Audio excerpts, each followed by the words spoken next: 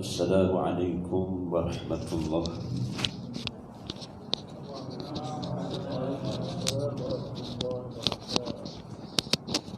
InsyaAllah pada malam ini, Kaifahaluk, apa khabar semua? Sauriyama, Niyahauma, Hau, Alhamdulillah, Bikhair. Saya suka cerita untuk syorkan pada malam ini seluruh yang hadir ini, seluruh jawatan kuasa ngurusi maupun jawatan kuasa yang diberi mandat Allah, amanah muslimin muslimah yang hadir ini, antum semua peganglah Al-Quran. Ambil wakil 2-3 orang ini, tolong ambil Al-Quran, pegang.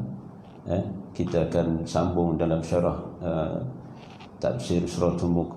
Ambil 2-3 orang yang gagah perkasa tu, jadi mewakili yang ramai, ambil Quran. Kita manfaatkan Al-Quran yang tersimpan rapi di rak yang ada ini.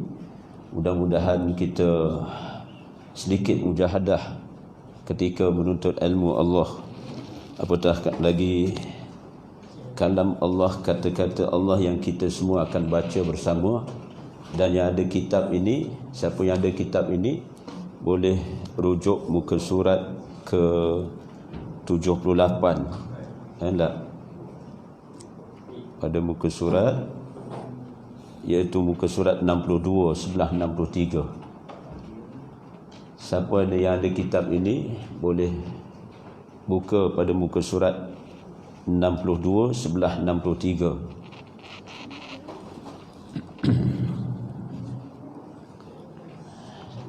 Saya baca terdahulu, mendahului yang lain. InsyaAllah kalian setelah saya baca, para muallim muallimah sekalian boleh membaca secara serentak apa yang telah saya baca pada ayat yang ke-16 suratul Mulk, surah Al-Mulk, surah Tabarakallazi.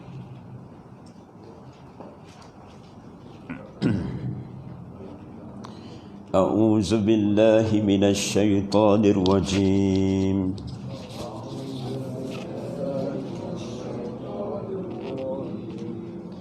Bismillahirrahmanirrahim.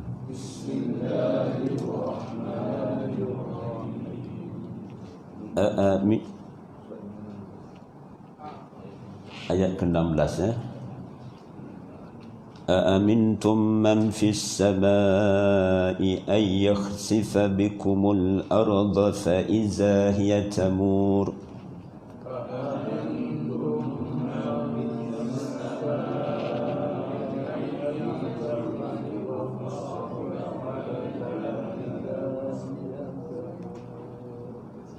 أم أمنتم من في السماء أن يرسل فستعلمون كيف نذير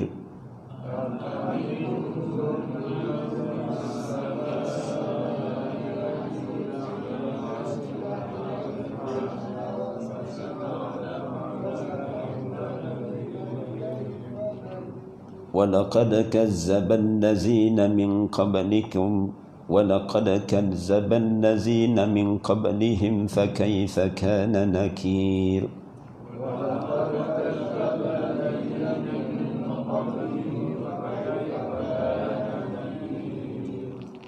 Kita berhenti pada ayat ke-18 ini. InsyaAllah memadai pada 3 ayat, pada ayat ke-16 hingga 18. Ayat Allah Subhanahu wa ta'ala berfirman dalam satu surah, Raja yang merajai kerajaan langit dan bumi, dunia dan akhirat. Maka pada ayat yang ke-16, mafhum ayat, adakah kamu telah berasa aman terhadap dia, yakni yang kekuasaannya di langit, bahwasanya dia akan menterbalikkan bumi sehingga dia dengan tiba-tiba bergoncang. Atau adakah kamu berasa aman sahaja terhadap dia, yakni yang kekuasaannya yang di langit akan menghantar badai yang berbatu, maka akan tahulah kamu betapa akibat peringatanku, kata Allah. Dan sungguh telah mendustakan, yakni rasul-rasul, orang-orang yang sebelum mereka, maka bagaimanakah hebatnya peringatanku. Sadaqallahul azim. La hawla wa la quwata illa billah. Inna lillahi wa inna ilaihi raji'un. Sekalian yang saya muliakan, yang kelihatan ini maupun yang tidak kelihatan, yang hadir, yang dekat maupun yang jauh, yang menyaksikan pertemuan pada malam ini, alhamdulillah kita bertasdik sekalian hati yang hadir pada malam ini. Dulu, kini dan selamalah kita rasa syukur kehadrat Allah Subhanahu Wa Taala menggunakan nikmat dengan kepelbagaian nikmatnya sehingga kita berada pada tempoh PKPP ni.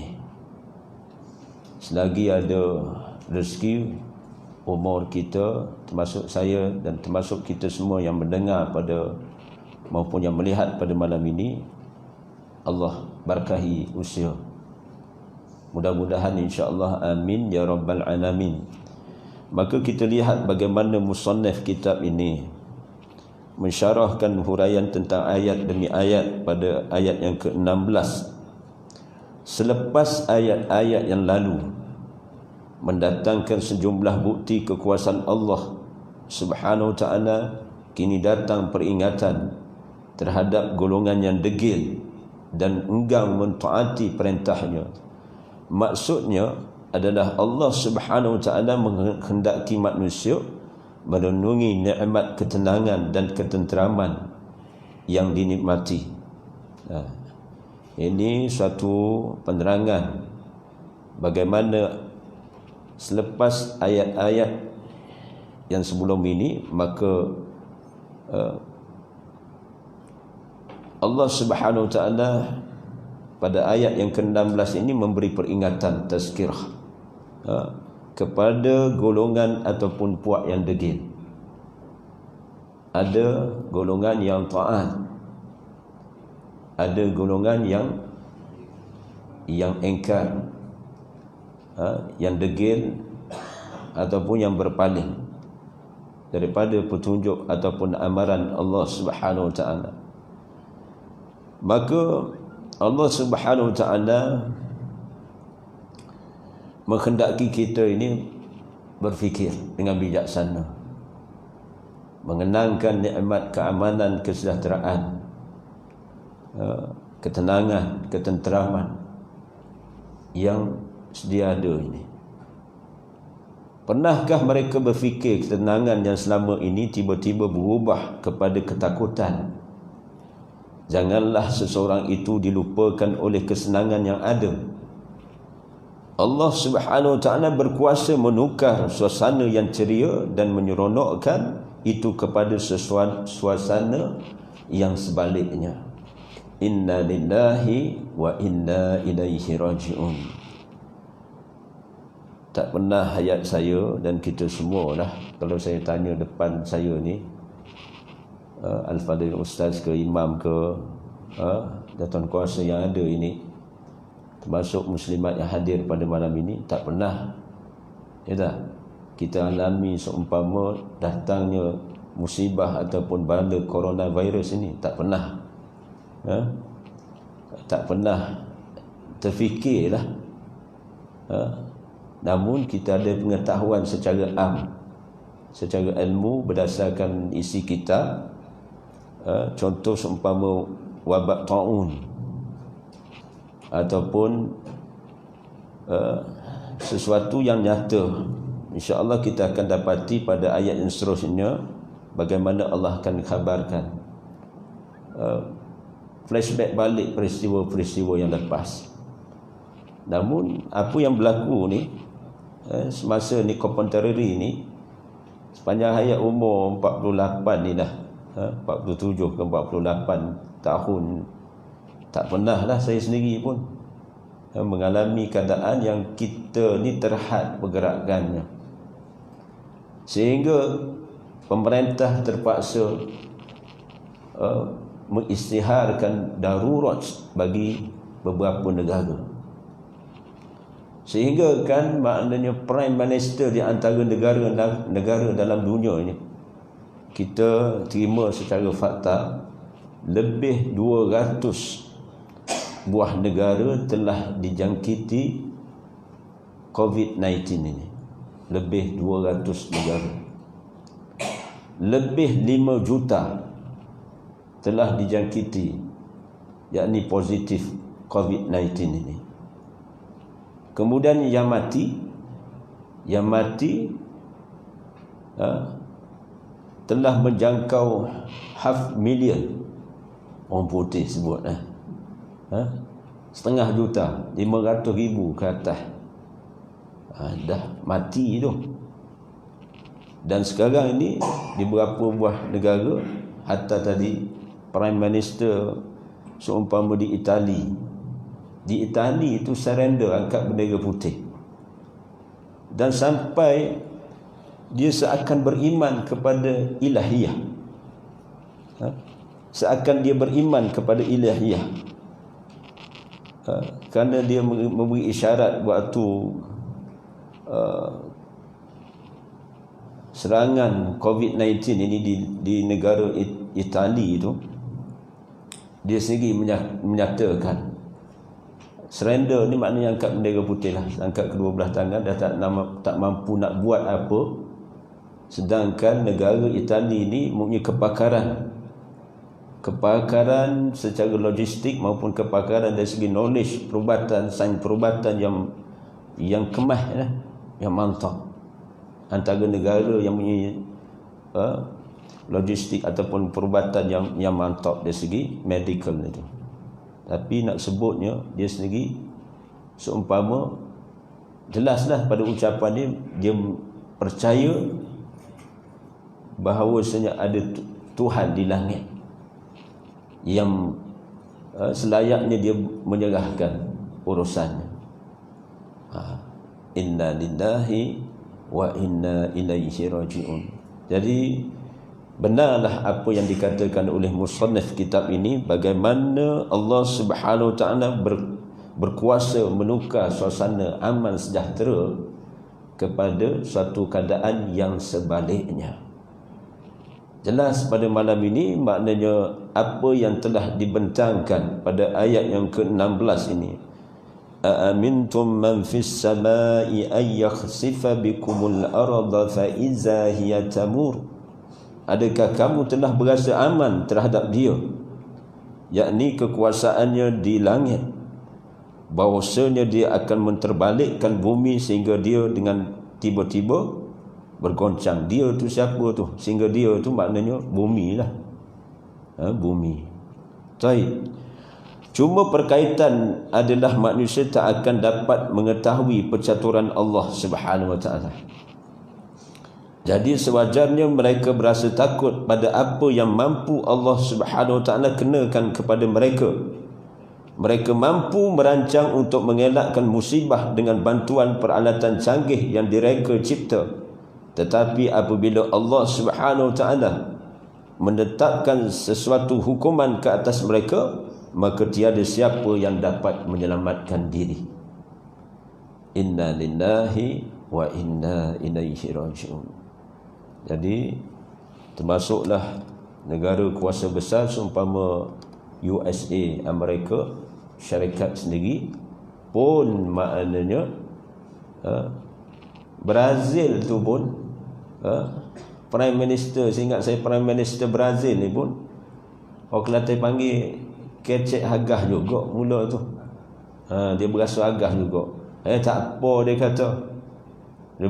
Lebih kurang kecek Kelantan tak apalah, dia ibarat pasal dia tengok negara lain menghadkan pergerakan dan sebagainya, dia rasa negara Brazil ni dia tak perlu ikut SOP seumpama negara-negara yang berjiran dengannya ataupun di negara luar negara. Rupa-rupanya malam tadi lah, 2-3 malam lepas rasmi Presiden Brazil sendiri terpalit dengan COVID-19. Nampak? Jadi nasihat daripada orang yang ahli, secara ibrah pengajaran yang baik kita kena dengar, kerana mereka pakar dalam bidang mereka. Alhamdulillah pemerintah kita ni mendengar dengan baik berdasarkan ilmu sains perubatan apabila peringkat awal. Dari segi research yang dibuat, penyelidikan yang dibuat, rupanya pengetahuan yang dapat secara fakta dan sebagainya, coronavirus tu memang the very apa orang putih sebut ni cikgu, dangerous, gitu, very dangerous. Dia halus tak nampak, tapi dia mudah merebak dan sebagainya. Subhana Rabbil Azim, nak menyatakan sama ada kuasa besar ataupun atas individu orang tu. Kita pun ambil ibrah umum, kita jangan seronok kita tak kena. Kita tak kena. Tapi kalau kecek agah, sikit, silap hari bulan, kita yang waliyazbillah, bukan kita di sinilah. Ada orang dia kecek agah, dia rasa dia tawakal dia tinggi, sedangkan maknanya usaha ikhtiar pencegahan tu pun bab takdir. Kita dengar dah syarah para alim ulama menyatakan bagaimana usaha ikhtiar pencegahan tu pun takdir.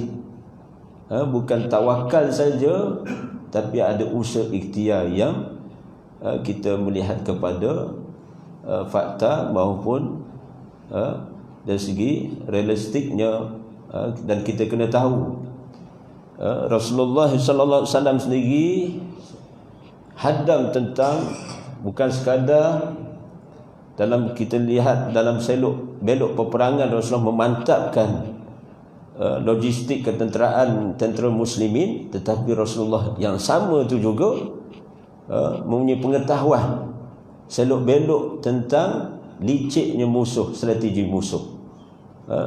Jadi begitulah juga saya dan kita semua kena hadam juga tentang perkara-perkara yang merosakkan, yang memudaratkan. Kita kena tahu juga. Kalau orang Kelantan panggil menatang, ada binatang yang halal dimakan, haiwan yang halal dimakan, ada binatang yang tidak halal dimakan, haram. Ada binatang yang boleh kita jinakkan, ada binatang yang dia tak makan saman. Tapi semua itu Allah Maha berkuasa. Allah Maha berkuasa di atas segala sesuatu itu. Wa huwa ala kulli syai'in qadir. Semasa menyiapkan tafsir ini, maka dibawa contoh tentang tsunami sungai di pantai timur.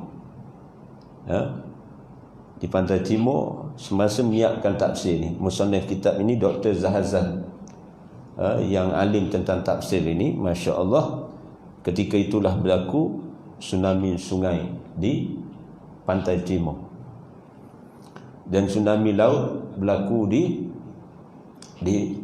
Aceh. Jadi laut sebelah lautan Hindi ini dah, bukan laut Cina Selatan, lautan Hindi sebelah sini. Maka dibentangkanlah bagaimana tentang rasionalnya kejadian yang menggemparkan itu, dan ada sebab musababnya. Itu berdasarkan maknanya sudut pandang musannif kita. Dia ada pro, ada kontra. Ada pro, ada kontra. Begitu jugalah tsunami Aceh itu pun ada pro, ada kontra. Jadi yang mengetahui secara hakikatnya Allah. Tapi itulah banyak hikmah coronavirus ni. Banyak hikmah. Banyak hikmah. Yang positif pun ada, yang negatif pada kita, tapi secara hikmah daripada Allah beri peringatan. Corak boleh bertukar, suasana boleh bertukar, keadaan boleh bertukar. Ya tak? Tu tak mustahil orang pun boleh tukar color ni. Dia boleh tukar color. Cuma oleh kerana color ni macam-macam dah sekarang ni lah. Dulu color hijau, color biru, color kuning tak silap saya dah. Tak berapa pening sangat. Tapi bila banyak dah color ni, color-color yang baru pun timbul, jadi pening juga. Faham ke hidup demo ni, wallahu a'lam. Subhana rabbiyal azim. Allah seterusnya mengancam orang kafir. Ni saya ringkaskan dah. Dan menyindir mereka dengan firman Allah, adakah kamu berasa aman terhadap Allah yang kekuasaannya di langit, bahwasanya dia akan menterbalikkan bumi bersama kamu sehingga bumi ini bergoncang. Disebut di sini amintum, bermaksud perasaan tenang dan aman yang menyebabkan seseorang terlalai daripada mengingati kekuasaan Allah dan hukumannya. Ini bukan suatu perasaan tenang terhadap kekuasaan Allah yang disertai dengan kagum. Perasaan tenang disertai dengan kagum ini adalah sifat ulul albab yang telah dipuji Allah Subhanahu wa taala berdasarkan satu ayat seumpama dalam surah Ali Imran.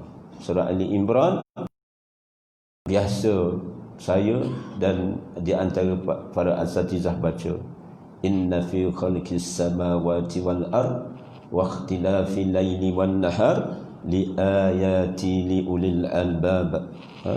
Sesungguhnya dalam penciptaan langit dan bumi dan selisih bergantinya pertukaran malam dan siang menjadi tanda-tanda bagi orang yang berakal. Tanda-tanda apa? Tanda-tanda kekuasaan, kebesaran, keagungan, kerahmatan Allah. Dalam musibah masih ada lagi celah-celah tu kerahmatan. Dalam musibah, dalam bala tu. Tengok tsunami di Aceh, tengok gempa di yang baru-baru ni tahun lepas ya dah, di Palu ada yang terselamat. Ada yang terselamat. Antara yang terselamat muazzin, imam lari. Imam terselamat, muazzin tak lari katanya, setengah kiri, imam lari. Yalah, saya sendiri pun sembang bolehlah. Kalau bergegar ni, surau ni bergegar, agak-agak siapa lagi dulu? Munasabah imam lagi dulu, munasabah lah, munasabah. Wallahu a'lam. Tapi bukan nak kata memperendahkan seseorang tu, tidak. Tapi dia tabi'i boleh berlaku. Tapi maknanya ada orang terselamat. Terselamat. Contoh ada satu muazzin di tepi laut itu, muazzin di satu masjid, Masya Allah, dalam bala bergoncang, runtuh masjid, jatuh, runtuh masjid tu, dia sempat berpaut, bertahan. Akhirnya dia terkeluar daripada masjid tu, dihayak dengan air tsunami laut tu, bergolak. Maknanya dalam hati ni memang inilah hari terakhir hayat di kandung badan, tapi Allah selamatkan. Masih ada imam, seingat saya umur dia panjang, di masjid di pinggir pantai Aceh tu. Saya sendiri interview, dan mungkin sahabat kita pun pergi. Masih ada imam tu, sekiranya belum ajalnya sampai. Jadi masih dia punya pengalaman yang sama. Digodak dalam tsunami laut tu, telan air berapa kali, tapi akhirnya timbul dalam berapa kilometer dihayaknya, dengan kekuatan air laut itu. Subhanallah. Baik. Apa yang saya maksudkan, musibah yang berlaku, bala ni, seumpama coronavirus ni, rupanya ada rahmat. Rupanya bila kita dihadkan pergerakan lapisan ozon bagi bumi ni, dia jadi apa? Dia jadi kembali ada berlaku healing krisis pemulihan. Kerana tangan-tangan manusia dah menyebabkan lapisan ozon ini makin nipis dan sebagainya. Bila dihadkan pergerakan asap exhaust daripada exhaust asap kereta kita yang ramai-ramai ni lah, termasuk saya dan kita semua, dihadkan pergerakan, maka rupanya termasuk asap kilang, ditutupnya kilang dan sebagainya, kita akan kata yang keluar yang nyata maknanya terbasuk air, sungai dan sebagainya. Subhanallah, kelihatan ada penambahbaikan, pemulihan berlaku, air pun makin jernih. Tapi bila dah diangkat balik, maknanya had itu, subhanallah, itulah dia. Jadi munasabahlah musannaf kitab ini mengisyaratkan bagaimana ayat Allah pada ayat yang ke-16 ini, Allah bila-bila masa boleh menentukan apa yang Allah kendaki. Ayat ini bukannya bersifat mengokong kuasa Allah Subhanahu wa ta'ala hanya di langit semata-mata. Langit merupakan suatu tempat yang misteri, yang menambah nilai takut dalam hati seseorang. Maka itulah tujuannya Allah Subhanahu wa ta'ala memberikan penekanan yang khusus pada tempat bermulanya azab. Setengah ulama memahami bahawasanya maksud man fis sama untuk menggambarkan tentang kuasa. Tidak mungkin dalam bahasa kita diguna bahasa pihak atasan bagi merujuk pada kuasa ataupun arahan yang wajib dipatuhi. Setengah ulama memahami bahawasanya maksud ayat itu untuk menggambarkan tentang kuasa. Tidak kurang dalam bahasa kita digunakan bahasa pihak atasan bagi merujuk pada kuasa ataupun arahan yang wajib dipatuhi. Ini kuasa.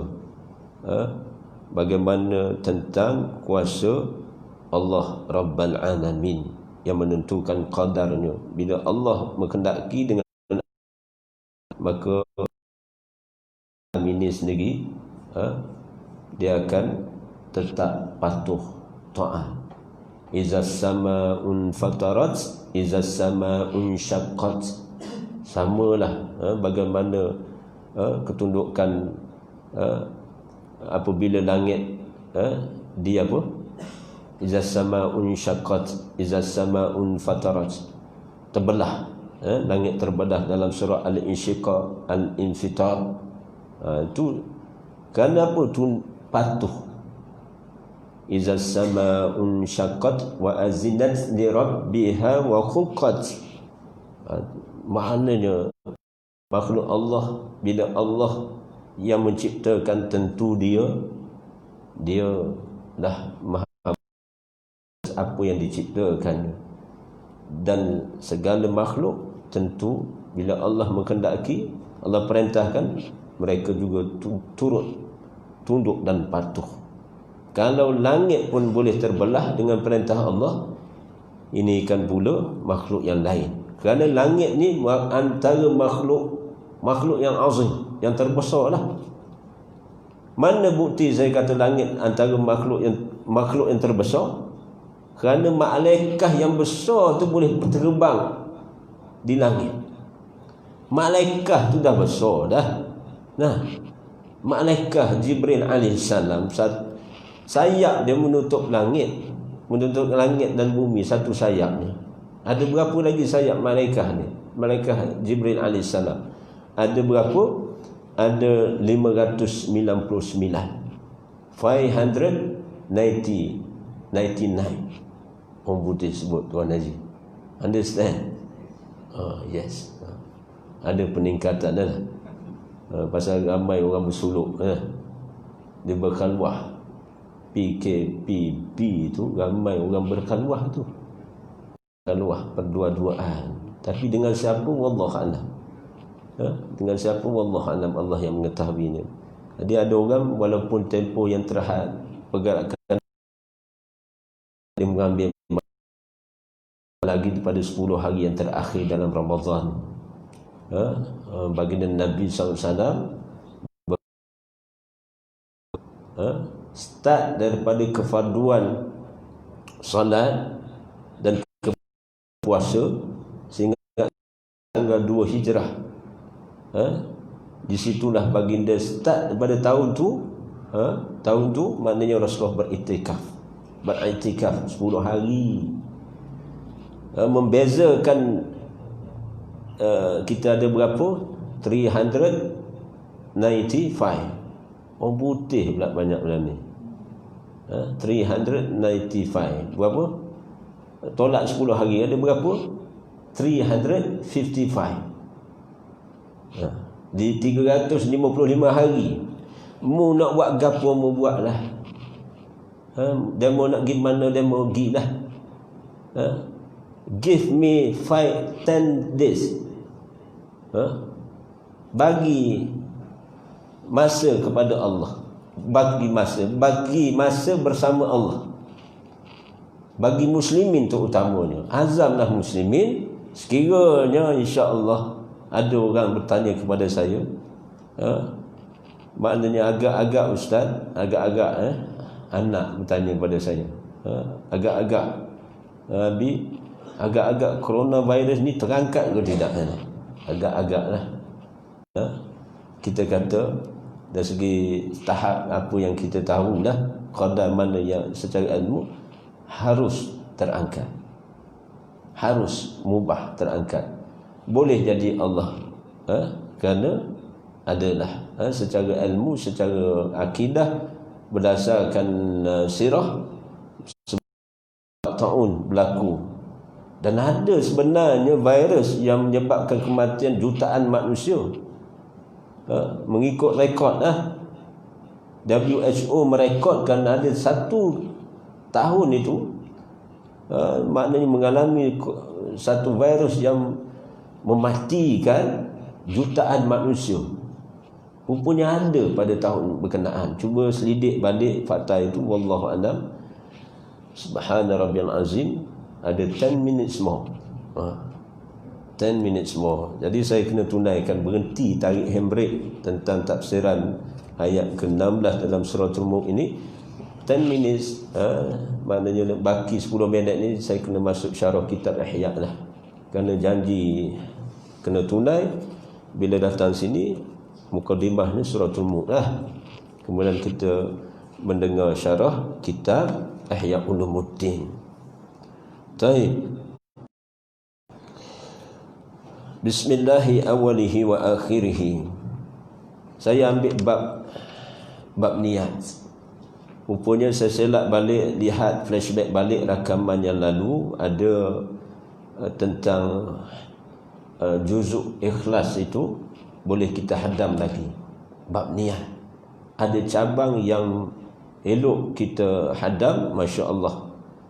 Ada cabang syarah yang agak halus, yang bila mana kita faham secara ilmu, rupanya amalan ketaatan ini ada hubungan dengan niat. Maka dalam bab ini menyatakan ketaatan itu mempunyai hubungan yang amat rapat dengan niat yang terkandung di dalam syarat sahnya sesuatu perbuatan itu. Niat juga menentukan berlipat gandanya keutamaan amalan itu. Subhana rabbiyal azim.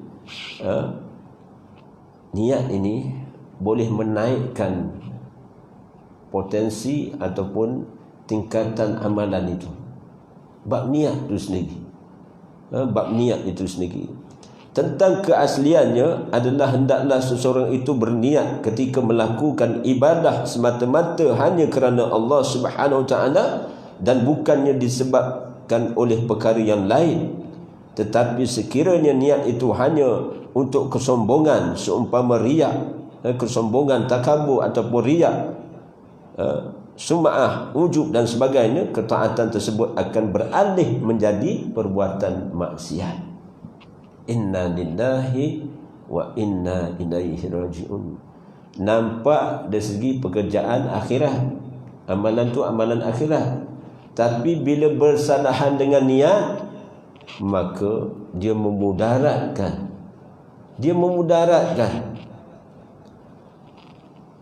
Contoh solat, contoh puasa, contoh bab sedekah, ataupun amal-amal kebajikan yang lain. Kalau tak hati-hati, virus sehingga dia memerangkap. Virus boleh, dia ada tahap dia bakteria. Ada satu pula makhluk yang disebut virus, ataupun parasit. Dan binatang-binatang tu boleh merosakkan. Begitu juga hati. Niat ni letak di mana? Niat ni dia seni. Dia duduk pada lintasan hati. Akal fikiran ini untuk berfikir. InsyaAllah bila kita dengar syarah Ihya Ulumuddin ini, kita dibantu oleh musannaf kitab yang asal, iaitu Abu Hamid Muhammad Al-Ghazali rahimahullah, Imam Ghazali rahimahullah. Gandaan pahala itu bergantung pada banyaknya niat yang baik. Kerana sesuatu ketaatan itu apabila dapat diniatkan dengan berbagai niat, maka setiap niat yang dikandungnya mendapati satu pahala. Setiap satu niat sudah merupakan kebaikan yang tersendiri. Allahumma salli ala Muhammad wa ala alihi wa sahbihi wa barik wa sallim. Oleh kerana niat atas niat, maka tingkatan amalan itu naik dan naik. Naik dan naik. Dan setiap kali atas niat itu keadaan pahalanya. Jadi nampak ke tidak, insya-Allah kita akan selami perkara ini. Seterusnya setiap kebaikan itu akan dilipat gandakan kepada 10 kali ganda, sebagaimana dimuatkan dalam nas Al-Quran dan hadis. Contohnya duduk di dalam masjid. Bukankah perkara ini dapat diniatkan dengan pelbagai niat yang baik, dan banyak pula jenis niatnya, sehingga menjadi keutamaan yang lazimnya dilakukan oleh kaum yang bertakwa kepada Allah Subhanahu Wa Taala. Allah, nampak kita duduk seumpama dalam masjid, ataupun duduk di rumah Allah seumpama di surau Taman Selasih ni. Dalam masa yang sama kita solatul jamaah, dalam masa yang sama kita sabar dalam ketaatan, kita hadir di majlis ilmu. Nampak? Sahih. Dalam masa yang sama, subhana rabbiyal azim, kita ada muamalat, hubungan. Paling kurang pun setelah beri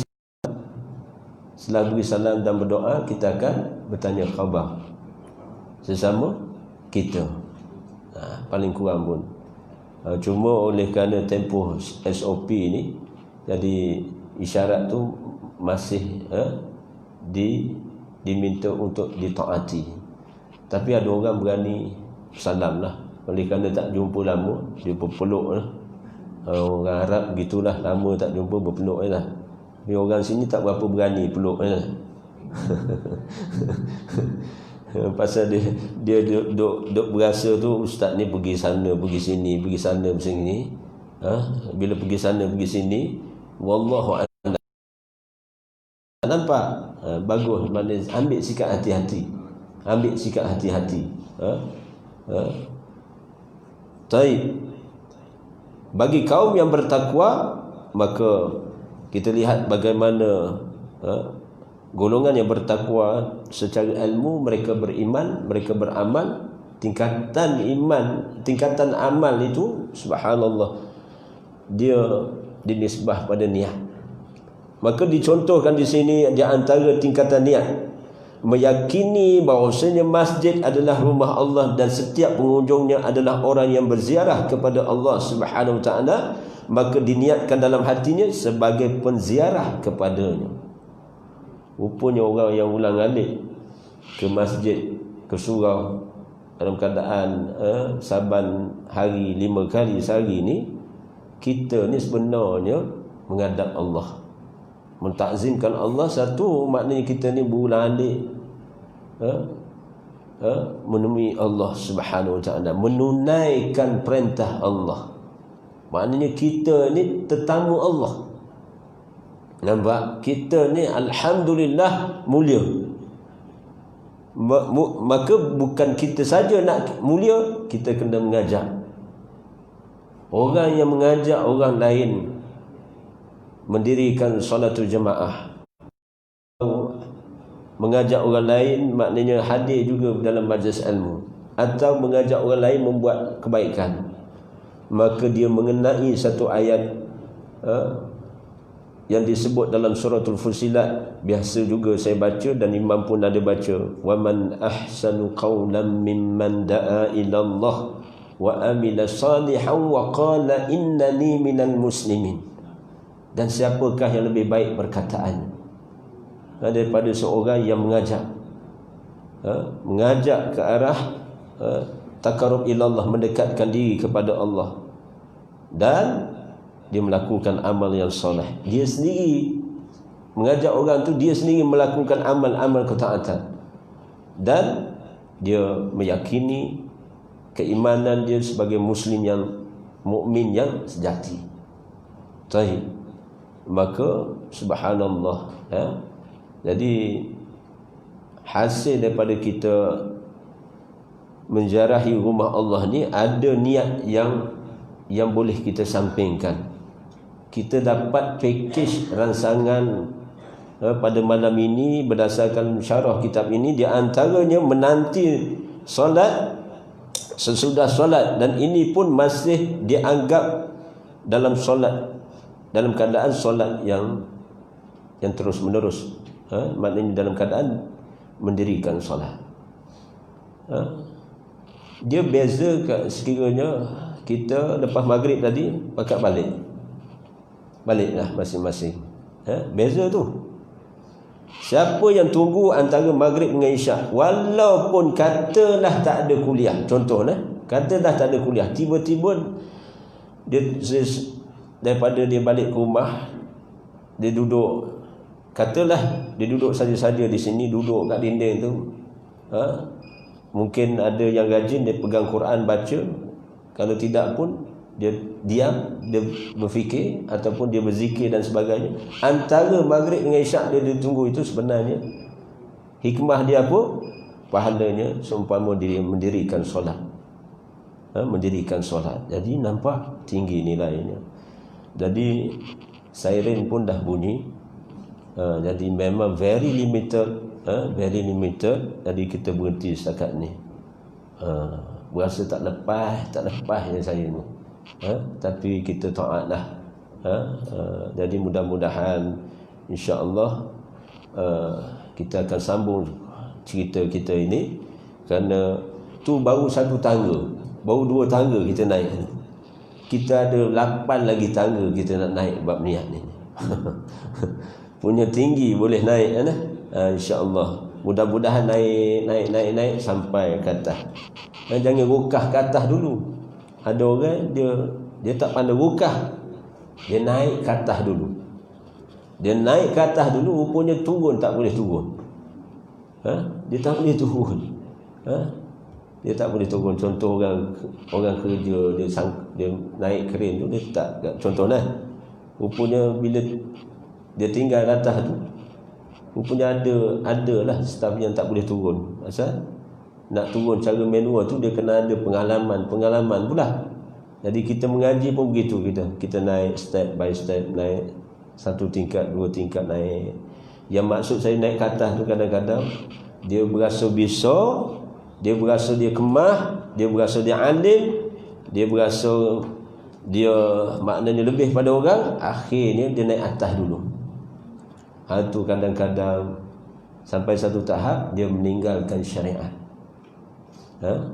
Dia merasakan makrifah dia dah mantap, cukup bab niat. Hakikat solat secara fi'li, secara fi'li perbuatan, rupanya direndah-rendahkan sehingga dia berani meninggalkan solat, termasuklah solatul jemaah. Itu pasal naik ke atas. Dia naik ke atas. Jadi sebenarnya bagi muslimin, usaha lah, maknanya mujahadah lah dalam ketaatan, bukan sekadar menunaikan solat, tapi hadir dalam bersungguh hadir solat jemaah dan bersungguh juga hadir dalam mana-mana majlis ilmu. Insya-Allah kita akan dirahmati, diberkahi dan diredai Allah Subhanahu wa taala. Apa yang baik itu tentulah ilham yang baik daripada Allah Subhanahu wa taala. Yang kurang itu kelemahan saya dan kita semua, diuji Allah Subhanahu wa taala. Wabillahi taufiq wal hidayah. Wassalamualaikum warahmatullahi wallahu a'lam.